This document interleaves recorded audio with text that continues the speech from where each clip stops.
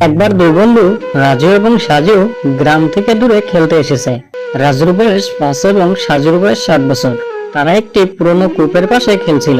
এমন সময় 7 বছর বয়সী সাজু খেলতে খেলতে কূপে পড়ে যায় এবং 5 বছর বয়সী রাজু তাকে কূপ থেকে পানি ওঠানোর জন্য যে বালতি ও দড়ি ব্যবহার করা হয় সেটি দিয়ে টেনে তোলার চেষ্টা করতে লাগলো। কূপে পড়ে যাওয়া বয়সে বড় ছেলেটি ওজনে রাজুর চেয়ে বেশি ছিল। ওরা যেহেতু গ্রাম থেকে অনেক দূরে চলে এসেছিল, তাই সাহায্য করার জন্য কেউ ছিল না আশেপাশে। তাই বয়সে ছোট ছেলেটি তার বন্ধুর কান্না দেখে নিজের শরীরের সমস্ত শক্তি দিয়ে দড়ি টানতে শুরু করলো। সে তার মনের এবং দেহের সম্পূর্ণ ইচ্ছা ও শক্তি যেন একত্রিত করে কেন্দ্রীভূত করে ফেলেছে। তার শুধু একটাই চিন্তা, এই দড়ি টেনে তার বন্ধুকে তুলতেই হবে, না হলে তার বন্ধু মারা যাবে। ছেলেটি কিছুক্ষণ চেষ্টার পর বন্ধুকে উপরে তুলে আনলো। তারা দুজনেই গ্রামে এসে সবাইকে এই ঘটনা বলতে লাগলো, কিন্তু গ্রামের সবাই তাদের কথা অবিশ্বাস করলো। বলল, অনেক দুষ্টুমি হয়েছে, আর মিথ্যা বলতে হবে না।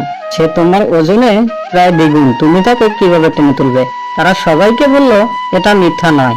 শুধু গ্রামের একজন বৃদ্ধা তাদের কথা বিশ্বাস করলো।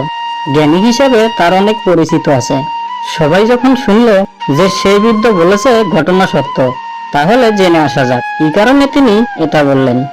তখন বৃদ্ধ সবাইকে বলল, মানুষের বিপদে যখন অন্য কোথাও থেকে সাহায্যের আশা না থাকে, যখন দেওয়ালে পিঠ থেকে যায়, তখন মানুষ তার সাধ্যের বাইরে গিয়েও চেষ্টা করতে পারে এবং বেশিরভাগ ক্ষেত্রেই সাফল্য পায়।